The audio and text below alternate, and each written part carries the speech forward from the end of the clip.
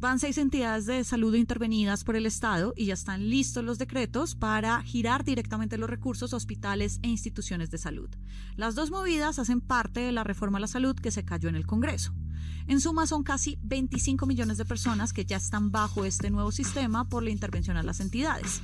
Y el cambio es irreversible. Hoy explicamos qué viene, los escenarios posibles y los asuntos que, sin importar el gobierno, todavía no tienen cura. Claudia Vaca es profesora de la Universidad Nacional. Seguimos celebrando nuestro cumpleaños y con esto un segundo análisis en relación, esta vez, a la salud en Colombia, la reforma a la salud y su último capítulo, la intervención del gobierno nacional en las EPS del país, que es la gran narrativa de la semana. ¿Cómo cubrieron los medios este tema? Juan Álvarez. Bueno, pues tenemos esta noticia de la caída de la reforma a la salud semana pasada. The Salud Reform. The Salud Reform, una de las 3 reformas sociales que vienen gestionando el gobierno. Yo creo que esta es una historia muy larga que ha atravesado el año y medio de gobierno que está en curso. Y creo que se ha ido agudizando, intensificando. Todo el mundo se acusa de radicalizarse. Y tengo la impresión de que en el cubrimiento cada vez más se van tomando de manera atomizada distintos elementos y se van convirtiendo en unas pequeñas guerras por un dato, por un indicador, por un hecho. Aparece este informe de la Contraloría, aparecen los decretos del gobierno, aparecen las recusaciones a los congresistas, las noticias sobre las financiaciones de las campañas. Es decir, creo que se va armando una cosa tan densa que tengo la sensación, es mi lectura, están empezando a expulsar a la gente. Yo creo que la gente cada vez entiende menos. Exacto. Cada vez está más hastiada también, y lo digo por distintas razones. Creo que si alguien hace el ejercicio de buscar las cifras que aparecen en una publicación, en otra, las cifras no cuadran, nunca se dicen números iguales.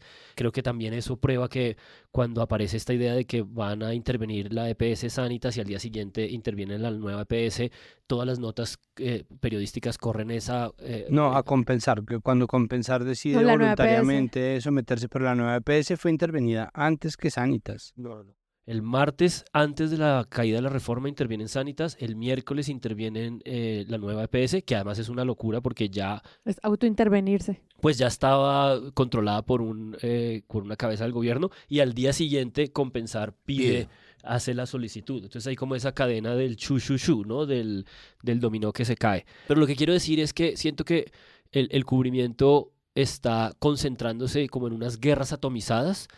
Y creo que, para citar nada más un ejemplo de esas guerras que me pareció como particularmente significativo, y lo podemos tratar así o lo podemos tratar como ustedes lo vayan leyendo, esta semana, a raíz de esto, de lo que digo, ¿no? De que cada noticia y cada elemento que va apareciendo entra como en el interés de cada uno de estos bandos que se han ido, creo yo, radicalizando.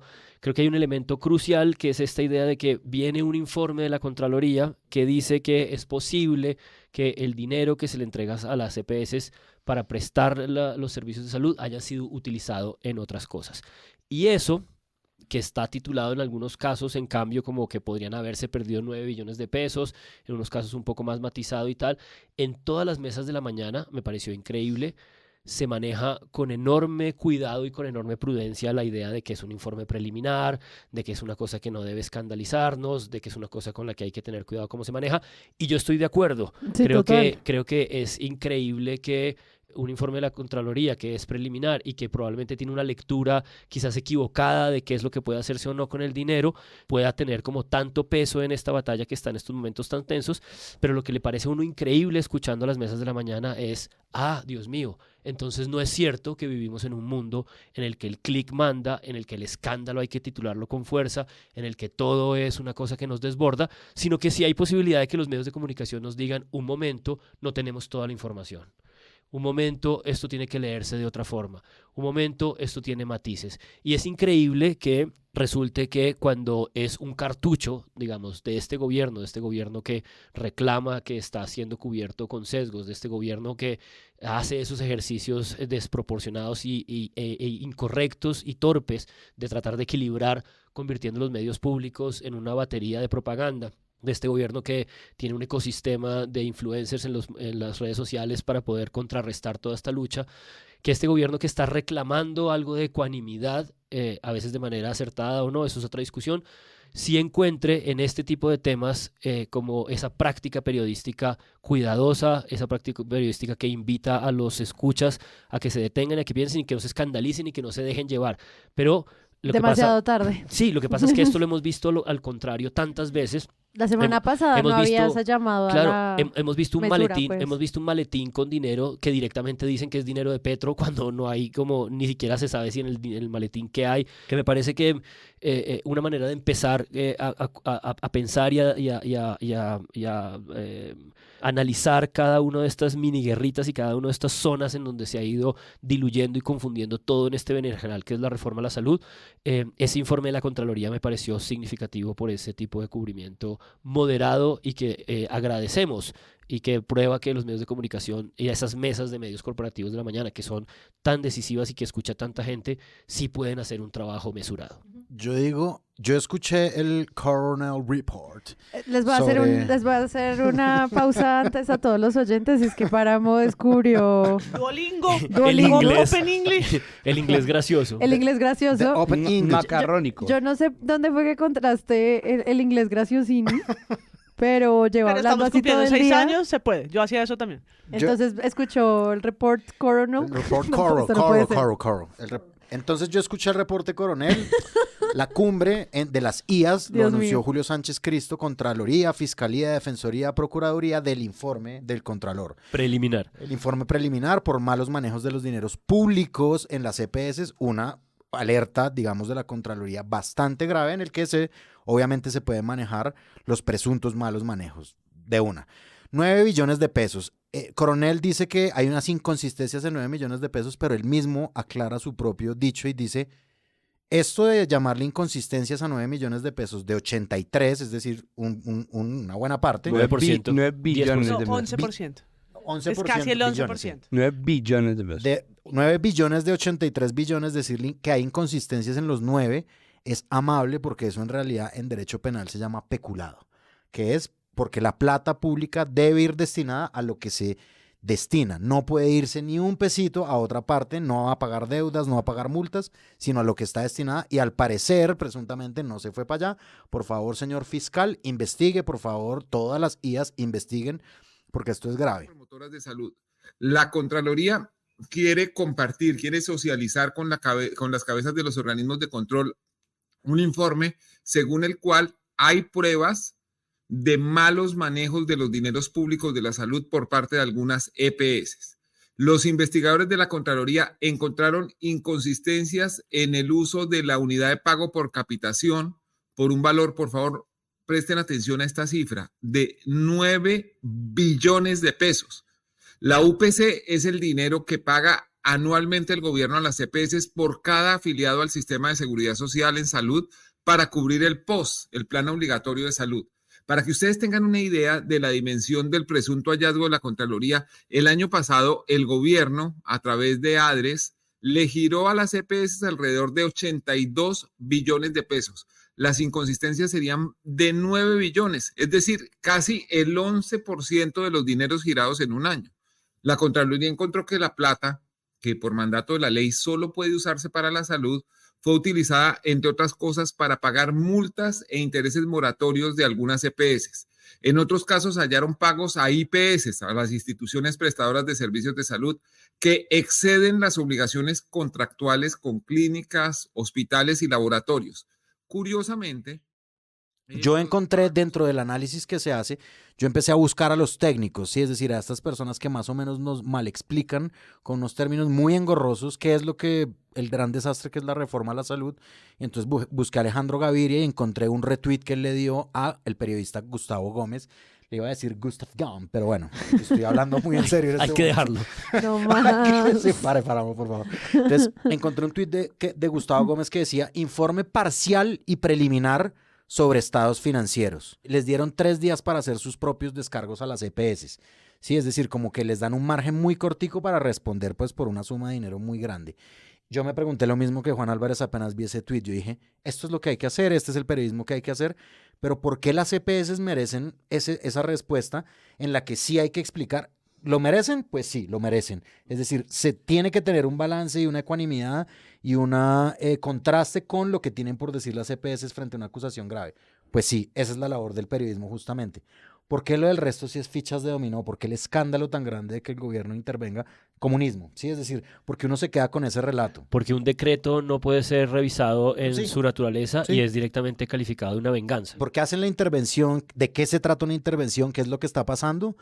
No nos lo dicen muy bien, no me estoy refiriendo a Caracol Radio en el caso concreto de Gustavo Gómez, sino me estoy refiriendo un poco a los medios de comunicación, básicamente todos, porque uno sí queda con un relato muy escandalizado de, jueputa, el gobierno se tomó todo. Y no, sí, dictadura, comunismo. Ah, y hay un informe de la Contraloría que dice que se robaron 9 billones. Un momento, espere.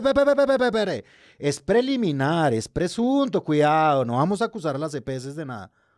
O sea que un tratamiento ecuánime se puede, solamente que escogen, esto se llama, para que me entiendan los técnicos, de pronto yo me estoy metiendo en un tema que no es mío, yo no soy técnico, pues, pero de pronto es lo que ustedes, los señores técnicos, llaman y esto sí es inglés bien, un confirmation bias. Sí, pues, no, pues es que además yo antes, perdón, solamente anotar que este es el mismo país en donde una funcionaria, yo no sé si es la directora o qué papel cumple en Fenalco Antioquia, se queja por el cierre del Hotel Gotham cuando se revela que tenía nexos con otros casos de explotación sexual de menores y Pero abuso porque sexual de atacan a la menores, propiedad privada, ustedes sí diciendo joden. a la empresa, pero porque este sesgo antiempresa, entonces ese es este país. Exactamente, ya, Entonces, perdón, prosigo. Yo creo que centrémonos en estas narrativas, en estas pequeñas guerras de narrativas de las que hablaba Juan Álvarez. Entonces, inicialmente yo siento que hay como un gran eslogan, que es el que ustedes han mencionado, y es las EPS se roban la plata siempre y siempre han dado mal servicio. Versus la otra gran historia, que es tenemos un gobierno autoritario que no permite el consenso y que quiere acabar con la propiedad privada. Y en ambos yo creo que hay unos grandes vacíos precisamente porque este es un cubrimiento basado en técnicos, como tú lo dijiste, pero no en reportería profunda, sino en reportería de opinión. Entonces es una reportería de opinión lo que nos termina quedando y por tanto lo que terminan quedando son estos eslogans. Yo creo que esos dos caminos que plantean están altamente politizados. Ujú. Quienes defienden al gobierno alegan la inoperancia y crisis del sistema de salud y por eso conectan pues la caída de la reforma a la salud como un asunto de los que no quieren dejar gobernar. Y quienes son opositores, pues están más pegados, y me refiero a medios y a opinadores, al discurso del apocalipsis, donde mañana van a intervenir Asura y pasado mañana las casas nuestras y Cuba, ¿no? Entonces... Pensé que ibas a decir conjuntos residenciales y después Cuba, pero Pero dijiste también, directamente. sí, bueno, se están entrando los conjuntos residenciales, Cuba, Venezuela, cualquier cosa. Entonces, yo me fijé en algunos de los medios que intentaron dar explicación, porque en efecto es un tema técnico aburrido, como el solo, los traslados presupuestales, lo que el gobierno entrega a las EPS, en lo que lo pueden gastar, las diferentes leyes que enmarcan todo esto. La UPC. Y me encontré con una nota, gracias a un Patreon que la compartió en el Discord, y es de City TV. En la mesa de la mañana, muy a lo Juan Diego Alvira, que alguna vez pisó esos estudios, intentan hacer algo didáctico que al final no sé cómo medir. Por favor, vayan y lo ven y por redes podemos hablar. Y es unas bolitas de plastilina cafés dentro de un recipiente plástico Tupperware donde yo llevo mi almuerzo. Entonces, las IPS son 3 recipientes de plástico con 2 bolitas adentro cada uno y los usuarios están todos debajo de un recipiente que dice Sanitas. Y de pronto, en la explicación, el periodista tira así ¡pum! El recipiente Sanitas al piso, sale volando y llega otra taza que dice gobierno. Y entonces ahora el gobierno va a hacer el traslado directo. ¡Tarán! Pero Esa es su explicación del traslado directo. Es difícil. ujú. Yo creo que el noticiero con notas de 3 minutos le queda todavía más complicado. pero quería traerlo porque aquí hemos hecho siempre la revisión de esos esfuerzos que hay por simplificar algunos de los lenguajes, sobre todo para audiencias como las que puede tener una franja como esa de las noticias, pero el cubrimiento es bien particular, expedito, ¿no? Es fast, muy fast de lo que está pasando y porque estamos en el momento en el que estamos, desde una posición en la que aparentemente se explica un posible beneficio a los usuarios, que me pareció curioso. Creo que vale la pena ahorita continuar viendo las muchas narrativas que hay, como que dentro de esa que tú decías, Sara, estaba el tropo de construir sobre lo construido, ¿no? Entonces, esa es otra, sí. que es cuando se le dice al gobierno, hay que recordar rápidamente que ya había reforma a la salud en ciernes, es decir, ya se había hecho un esfuerzo para solucionar un problema que se considera estructural dentro del diseño de la Ley 100 de 1993. Ese diseño pues estaba generando la intervención y la liquidación de algunas, pero la intervención de muchas EPS por parte de los sucesivos gobiernos. No quiere decir que sea lo mismo una cosa que lo otro, que eso es otro problema de desinformación en este caso, pero pues ya se venía dando porque las EPS pues se formaron como negocios de cara a una ley que favorecía ese tipo de negocios. Las EPS son entidades aseguradoras que pasan plata y manejan información y esa plata pasa a las IPS. Son intermediarias, son empresas intermediarias que se dedican a administrar bases de datos, pero que se han convertido un poco en el centro de toda la discusión sobre el sistema de salud, que tiene muchos más problemas aparte de las EPS. Una de las narrativas sobre las EPS es que la izquierda decidió odiarlas y posteriormente la derecha decidió amarlas. Durante el gobierno de Duque, Vargas Lleras presentó, no como congresista porque no lo era, sino como ex candidato presidencial, una reforma a través de su partido Cambio Radical, en donde básicamente le cambiaba el nombre a las EPS, pero las dejaba igualitas. Hubo también todo tipo de protestas al respecto y el diálogo sobre la salud se recrudeció en medio de la pandemia por la relevancia y la visibilidad que fueron cobrando figuras como Carolina Corcho, posteriormente ministra de Salud de este país, pero por una discusión que existía acerca precisamente del servicio y por las condiciones de trabajo de las EPS. Pero ya que se habla de construir sobre lo construido, simplemente quisiera recordar que este es un tema del que se ha hablado muchísimo, porque las consultas de 20 minutos pues son canallas con los pacientes, pero además tener agendas atosigadas y malas condiciones de trabajo son absolutamente canallas con los médicos y con las médicas que trabajan para las IPS, que trabajan para las EPS, y que ese sistema de acumulación ha generado sistemas de apropiación vertical, de construcción vertical, en donde las EPS terminan apropiándose de IPS que construyen sus propios hospitales para que el negocio pase de un bolsillo a otro. Entonces hay muchos problemas con las EPS, pero las EPS no tendrían por qué necesariamente ser el centro de la discusión. Y ahí es donde yo creo que entra muchas de las discusiones que se pueden tener con figuras de autoridad, la mayoría de ellas en contra. Es decir, yo decidí pegarme 3 para los contenidos que yo hacía para Capital, que eran Tatiana Andia, Jonathan García Ruiz y Andrés Vecino. Andrés Vecino es un radical opositor de la reforma, es investigador, o sea, médico y economista, investigador de la Johns Hopkins, y él dice, por ejemplo, y esta es una de las narrativas, que es un poco el trompo que te quiero botar, que es que Petro tenía preparada la crisis desde antes, o sea que él estaba tratando de impulsar la crisis desde antes para hacerse sí o sí a la reforma en la salud, que también vino en los discursos de Petro. Es decir, Petro no lo dice de esa manera, simplemente dice que las reformas van porque van. Katy Jubinao dijo hoy en un tuit, hoy martes que estamos grabando, en un tuit, que ellos le dijeron desde el centro, que no existe, a Petro, que con decretos se podía resumir la reforma a la salud, que no era necesaria una reforma. Recordar obviamente que cada decreto de este gobierno viene cubierto como si fuera un acto autoritario por parte del gobierno bolivariano de Colombia, ¿no? Entonces existe un repudio generalizado a gobernar por decreto, pero que se le dijo que por decreto podía sacar esa vaina. Cuando la reforma se cae y Petro decide sacar decretos, se le dice, ay, pero si ve, le dijimos que podía hacerlo perfectamente por decreto. Entonces, es decir, sí estamos un poco en una rueda de hámster, y esas narrativas sí son las que están guiando. Bueno, guiando es una palabra demasiado benévola, están descarrilando completamente las conversaciones acerca de un sistema de salud que igual no se está pudiendo resolver ni por un lado, ni por el otro, ni por decreto, ni por reforma, ni por nada. En toda esta confusión empiezan a perder sentido eso a lo que siempre se supone que acudimos para tener los pies en la tierra y poder tomar las decisiones técnicas, que son las cifras. Entonces, por ejemplo, circuló de manera masiva una especie de infografía de la silla vacía, porque la estética era de la silla vacía, sobre el número de EPS intervenidas por gobierno.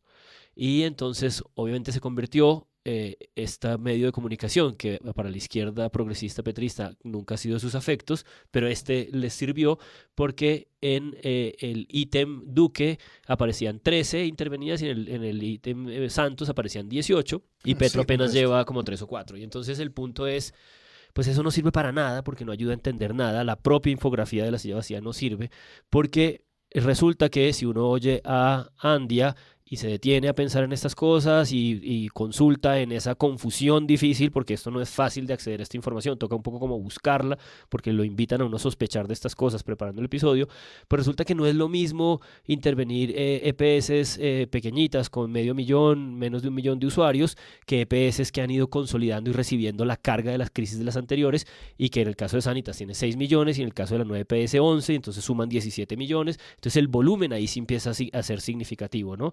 Además, no es lo mismo intervenciones como las que ocurrieron en gobiernos anteriores, que eran cuando las EPS ya estaban como en una crisis financiera absoluta, a estas que supuestamente estaban funcionando, aunque también viene la pregunta de que quizás unas intervenciones de estas tempranas sean mejor idea. Entonces, lo que quiero decir es que esas infografías que parecen cifras que dicen algo, no dicen lo suficiente. Frente a esas cifras aparece otra cosa importante, y es que se va como fraccionando la pelea. La pelea se ha atomizado a unos datos muy específicos, y es que, por ejemplo, apareció esta idea de la cifra de la mortalidad evitable, que Petro la convirtió en un caballito de batalla porque se pegó a un informe de un instituto... Del Instituto Nacional de Salud. El Instituto Nacional de Salud, que dijo en unos estimados, que son unos estimados que luego colega que Santiago acaba de citar hizo un hilo de Twitter para explicarnos qué significaba. Jonathan García ponía un poco la explicación de qué significaba esa cifra y mostraba cómo ese estimado es pues una manera de acercarse a la calidad de salud, pero es un estimado muy, muy arbitrario cuya cifra aislada no significa mayor cosa, porque la manera de medir ese tipo de cálculos pues pasa por apreciaciones sobre qué tipo de enfermedades se están considerando ahí o no. Por ejemplo, Andia nos explicaba que el cáncer era una enfermedad que hasta hace 10, 20 años se consideraba como de cincuentones, hoy es de cuarentones, porque estudios globales muestran que está empezando a aparecer antes. Entonces, esa cifra que Petro la toma pues como de una manera así como aislada y muy rotunda, pues porque lo que Petro está diciendo es, fíjense cómo hubo 300.000 muertos evitables en los últimos años en Colombia, y eso pues también es una mentira, ¿no? Entonces como que este fraccionamiento de agarrar cifras y convertirlas en una cosa que dice algo, y me parece muy paradójico porque creo que todo esto en el fondo, de un lado y del otro, lo que está intentando es movilizar a la gente para su lado. Las marchas de hoy, martes, porque hoy marchaba las centrales obreras en apoyo también a la reforma, la marcha del 21 convocada por la derecha del 21 de abril en contra fundamentalmente de la reforma y de estos pasos dictatoriales de Petro, según ellos, por decreto.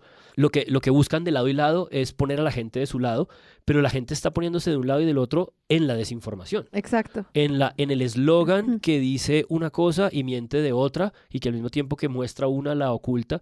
Y la verdad es mucho más compleja, y la verdad está en matices de ambos lados, y estamos como quedándonos cada vez más huérfanos de la posibilidad de una conversación. Estos dos expresidentes, ahora uno presidente, candidato, Alejandro Gaviria y Gustavo Petro, pasaron todo el fin de semana contestándose tweets alrededor de esta cifra que no produjeron ninguna claridad, solamente más ruido y más crispación. Y frente al tema de las cifras, no solamente tiene que ver con los pacientes, la cantidad de afiliados, la cantidad de las empresas promotoras de salud, o sea, como hay un montón de números, pero yo creo que hay algo que, no sé, rescato de un reportaje en La Silla Vacía en el que al final se preguntan, pero entonces, ¿cuánto es que deben? Y lo que uno empieza a darse cuenta con este cubrimiento es que está muy difícil acceder a la información real para saber realmente si esos 9 billones son un número versus qué números. Las cifras nadie las tiene, y el Estado además como que no está en la capacidad de dar las cuentas claras al respecto. Entonces la Supersalud da un número y para los medios pues es un número. Las EPS dan otro número y dependiendo de a quién le sirve la cifra la pone. Y nosotros hemos dicho acá infinitas veces que muchas veces las cifras son grandes factores desinformantes. Si la Contraloría da un número y luego se retracta, pero igual da un número. Y si el ministerio da otro, ¿cómo hacemos? Entonces en la silla se preguntaban, bueno, pero entonces, ¿cuánto es que deben, por favor?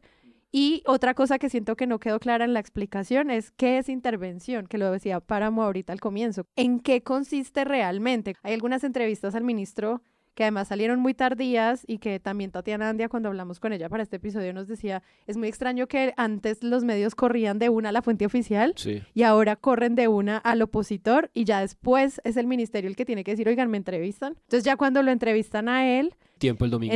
y en la W también lo entrevistan, pues hay una serie de datos en los que a mí no me queda tan claro en qué consiste la intervención a la luz de qué, o sea, cómo entran estas personas con un montón de poder a trabajar con estas EPS gigantescas, no te explican de qué se trata y la única respuesta del ministro es, pues eso es una decisión de la Superintendencia de Salud. Entonces siento que hay una cantidad de datos, de cifras que no soportan, que a mí como ciudadana no me dan tranquilidad informativa. Antes del episodio, Sara, tú enumerabas algunas líneas, como algunos eslogans que son desinformantes, y ahí entran dos que son opuestos e iguales en su funcionamiento, y es que las EPS se roban todo porque son empresarios codiciosos y entonces una EPS es necesariamente mala porque es un negocio nacido de la codicia. Eso es una generalización y como toda generalización, salvo esta, es desinformante. Es decir, busca crear un sesgo de inmediato en donde se supone que hay un grupo de gente mala y una minoría que está tratando de robarle a la gente su salud. Es decir, el capitalismo es un problema, mucho de eso será verdad, pero mucho de eso no, y en esa medida existe desinformación. Que Lo Reporte contrario- Coronel, no quería decir de esa, que en Reporte Coronel usan esa casi para hablar de esta pérdida de la cumbre de organismos de control en relación IAS, a la esto. cumbre de IAS. La cumbre de IAS, pues se hace como una relación a esto y la sensación que a ti te deja ese cubrimiento de Coronel es esa, este mensaje de son unos ladrones todos, que luego hay otros reportajes que te dicen, sí, pero es que la plata de la salud también se tiene que usar en infraestructura, por ejemplo, el mantenimiento de los hospitales. Y ahí entonces no sabes entonces cuánta plata se llevaron para otras cosas. Hay que recordar que Daniel Coronel fue el que destapó el escándalo de Café Salud y puso en el centro, o para utilizar el lugar común, en el ojo del huracán, a un señor de apellido Palacino que aparentemente era el máster de la corrupción. Y bueno, hay que decir que existe un libro de Alberto Donadío que busca contradecir esa investigación de Coronel y eso ha sido un rollo, se han tirado tweets, pero bueno, el libro está ahí.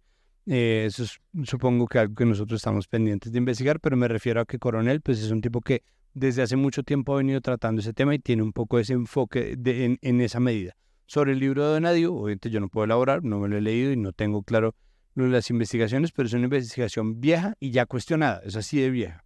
Y la segunda... La segunda es, todos los políticos son ladrones y por lo tanto la estatización garantiza corrupción. Es decir, la mano del Estado garantiza que va a haber corrupción porque de inmediato empiezan las contrataciones irregulares y entonces las coimas y empieza el nepotismo y empieza el tráfico de influencias y de nuevo, obvio que se ha visto eso, es decir, están partiendo de hechos corroborados y de episodios en los cuales es evidente que ha pasado y que ha tenido lugar estas formas de corrupción, pero eso no hace inmediatamente 100% real la acusación de corrupción porque eso pues tiene que ir obviamente caso a caso y así como no es lo mismo intervenir a Patito EPS que a Sanitas que tiene un montón de usuarios, pues es importante revisar cómo funciona eso. Esa es otra. Decir que todas las EPS son la misma cosa también es desinformante. Claro, pues y de hecho es una desinformación en la que incurre la misma discusión de la reforma a la salud planteada desde el gobierno porque hay EPS rurales que son muy necesarias en el campo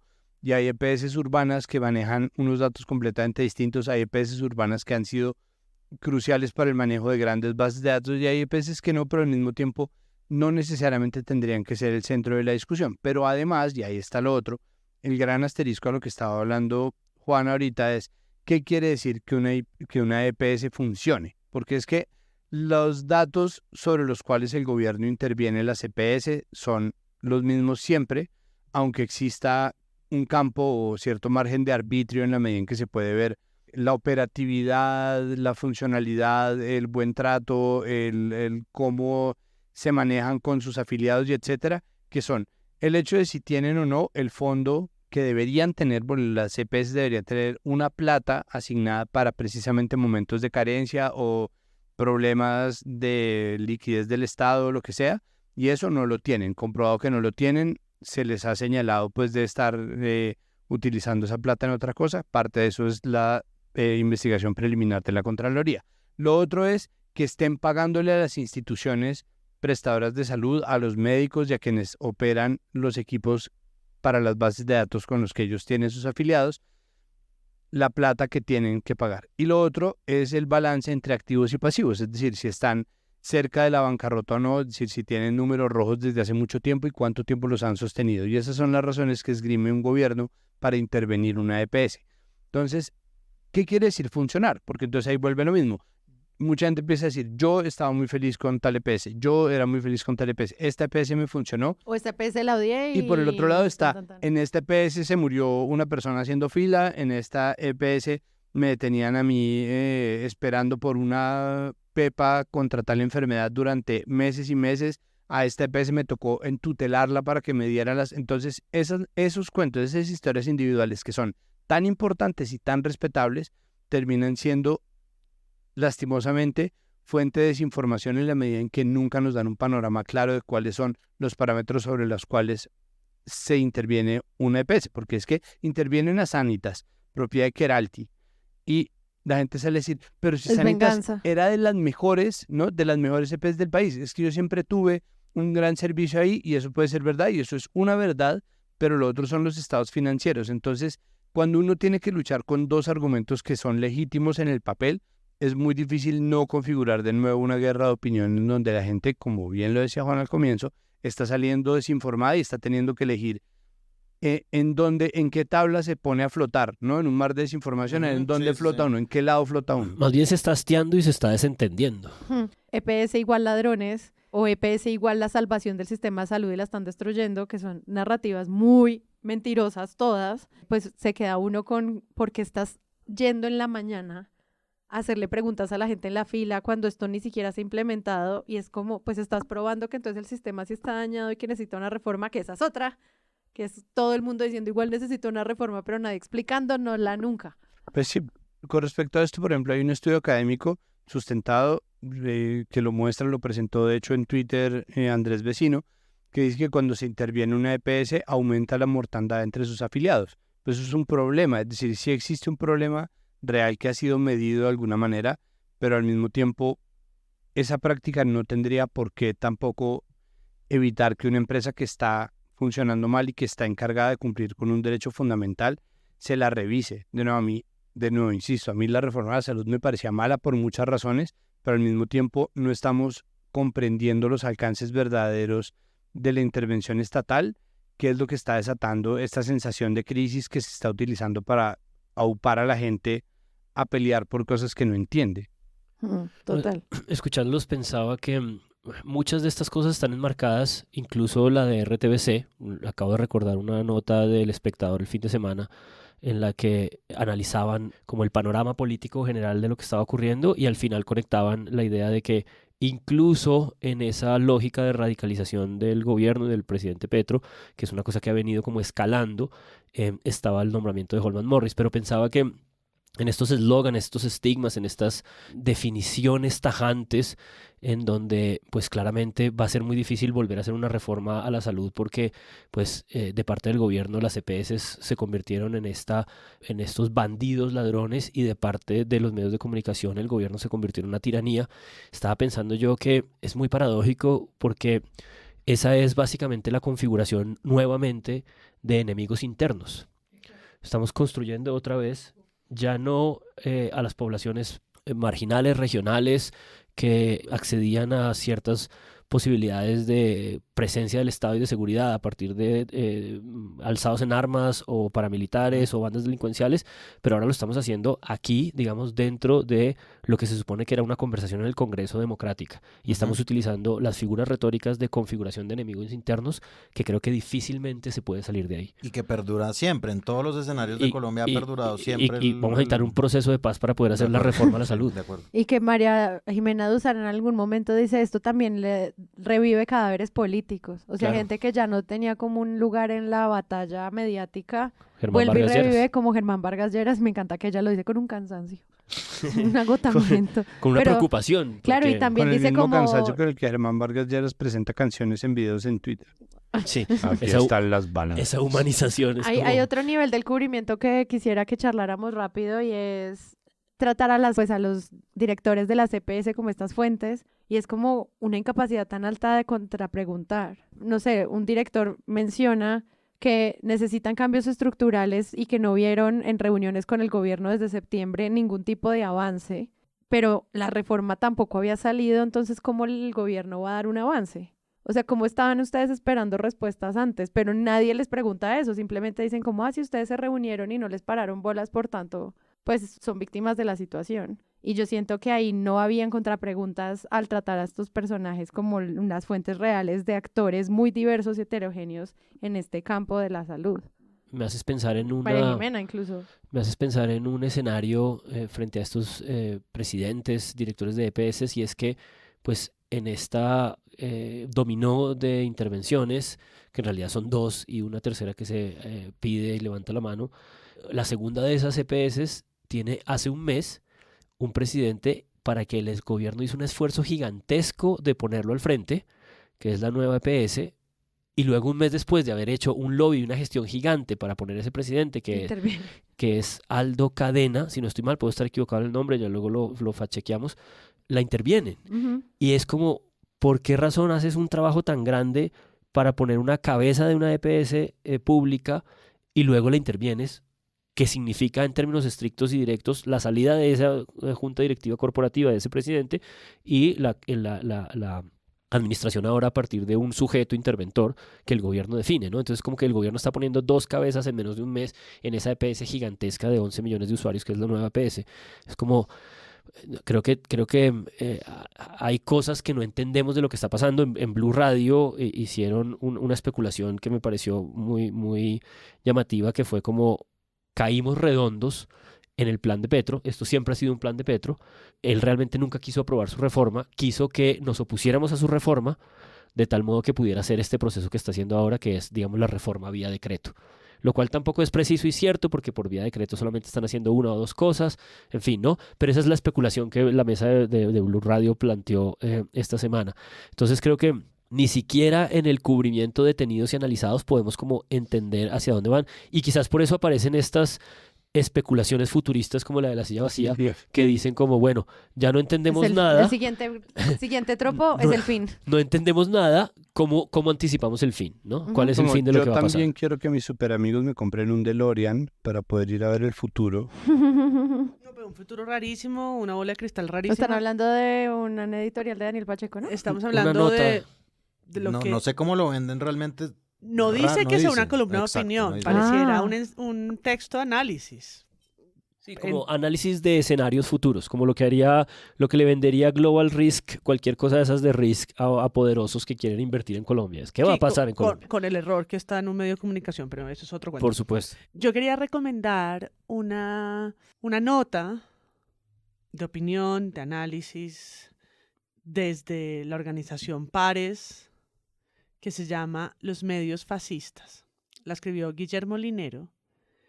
Y es un texto largo, histórico, con una metáfora sobre lo que pasó en la primera mitad del siglo XX y en específico en la Segunda Guerra Mundial.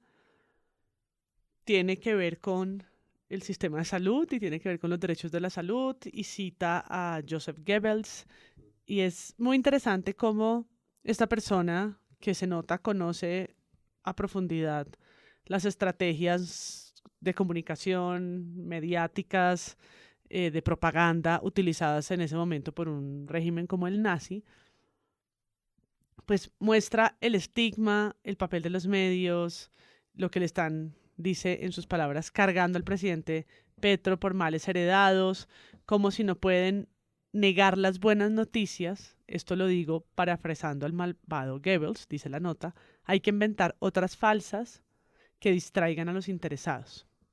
Y es un planteamiento desde una orilla que es notable, ¿no? Desde una orilla, digamos, política, filosófica notable, un texto largo, pero interesante sobre las versiones noticiosas, las que son prefabricadas, las que tienen veracidad, las que defienden ciertos derechos, desde una persona que está haciendo un presunto, está haciendo una suerte de análisis mediático, pero desde un asunto un poco más académico y filosófico. ¿Quién Bien lo firma? interesante. Se llama Guillermo Linero Montes. Es uno de los investigadores de pares. Sí, aparece como columnista y la nota se llama Los medios fascistas.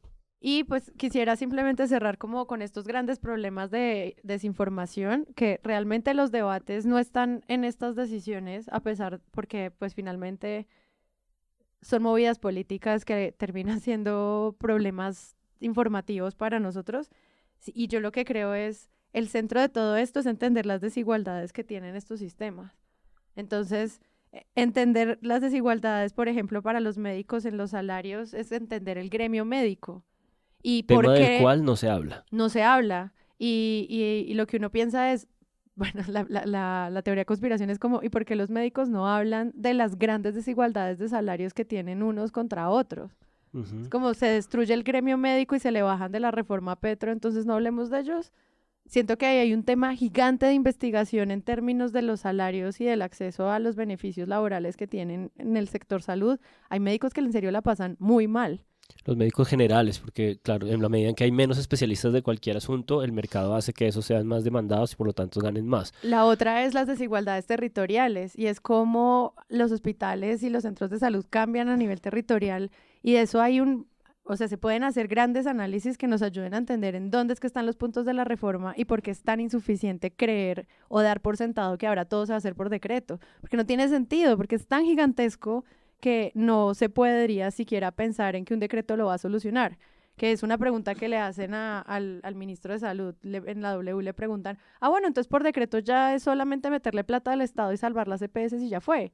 Y el ministro es como, ustedes no pueden estar tan desinformados al respecto de cómo es tan grande el sistema de salud en Colombia. Y lo otro es, pues, el tema ya de clase social y que nadie se está metiendo con los temas de los planes de medicina prepagada, de verdad, como en entender estos niveles de acceso a la salud alrededor de las clases sociales.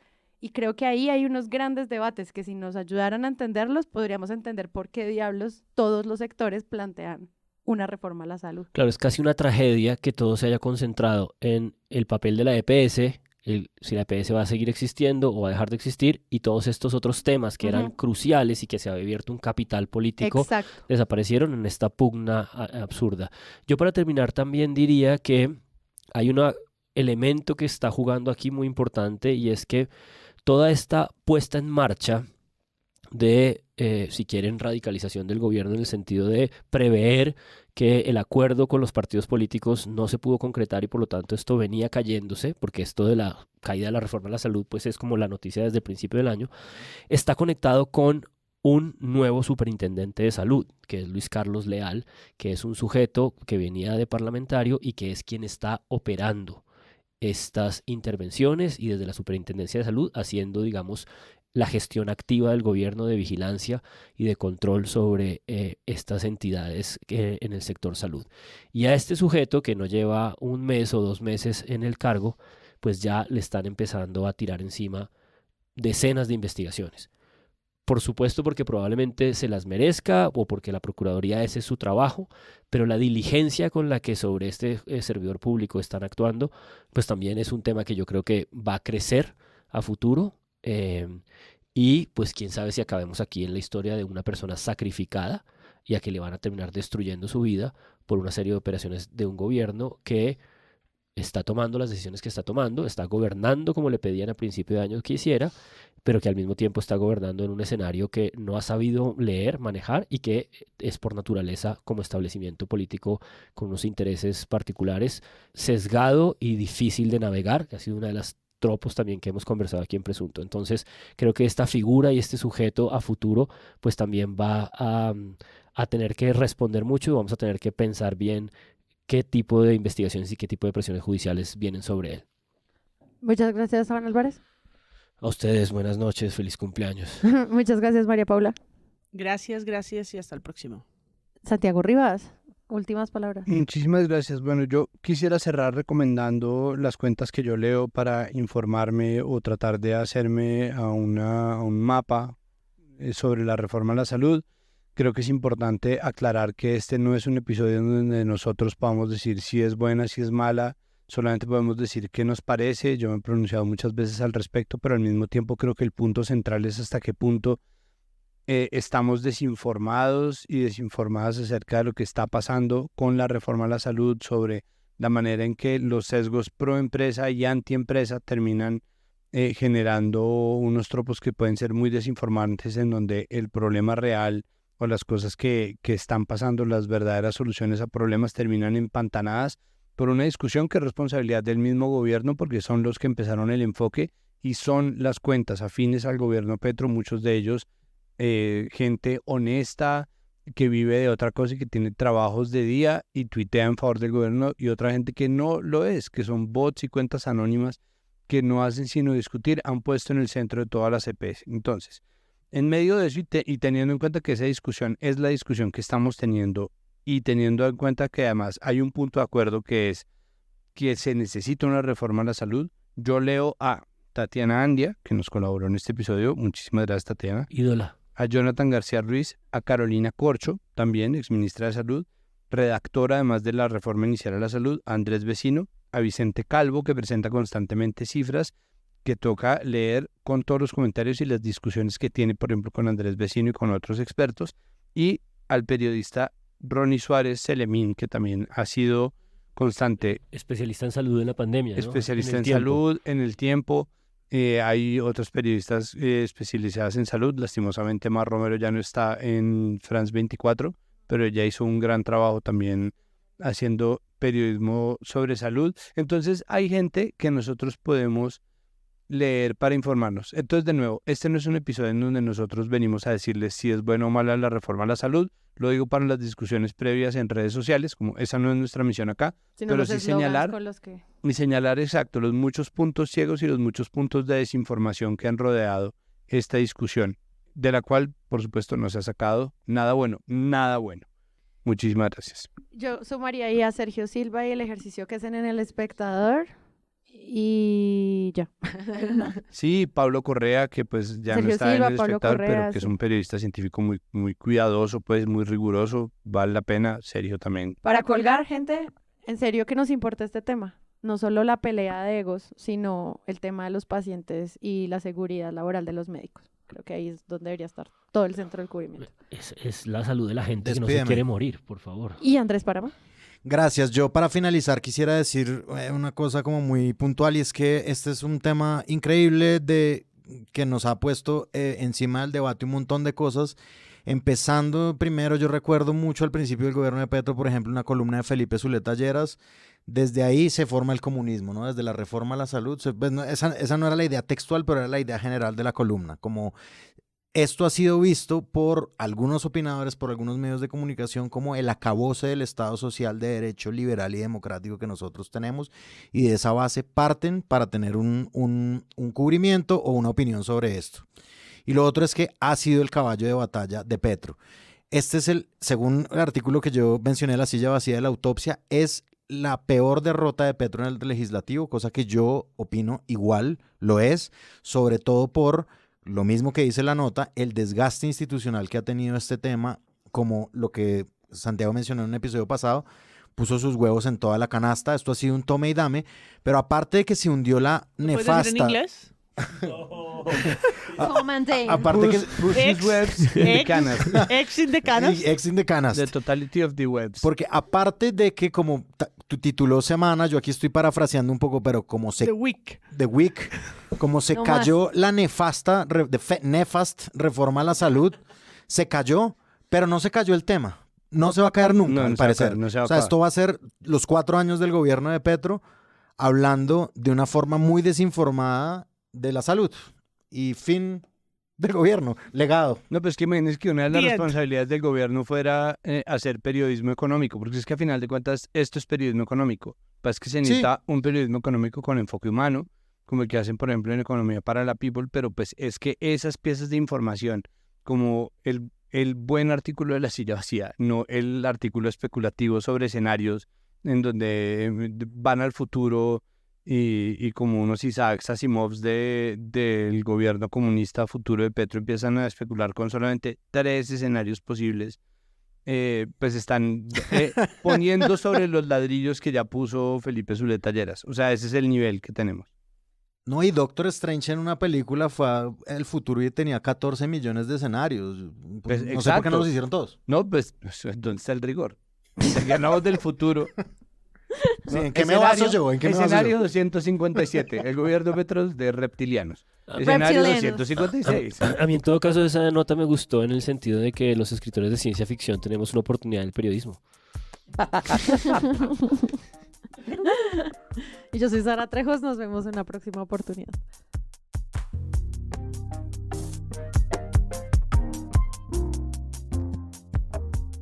Gente, si les gustó este episodio y además quieren apoyar este podcast, los invitamos a que lo compartan en todas sus redes sociales. Además, entren a presunto.com/donaciones y hagan parte de nuestra campaña. Vamos avanzando en cada uno de los episodios. Y si no pueden, compártanlo. Es la mejor manera de crecer. Algunas plataformas les permiten además dejar comentarios que podemos publicar. Presunto Podcast es producido por Sara Trejos, yo, con el análisis de Santiago Rivas, Yo. María Paula Martínez, Yo. Juan Álvarez y Andrés Páramo. Presente. La postproducción la hacemos Rodrigo Rodríguez y yo, y nuestra asistente de producción es Paula Villán. Desde Sillón Estudios, Jennifer Abaunza coordina toda la producción de donaciones.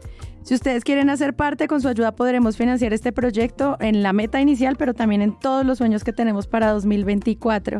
Al mismo tiempo, en esa página pueden encontrar el link a nuestro ingreso a Discord. Es un botón muy grande que dice Únete, es fácil encontrarlo.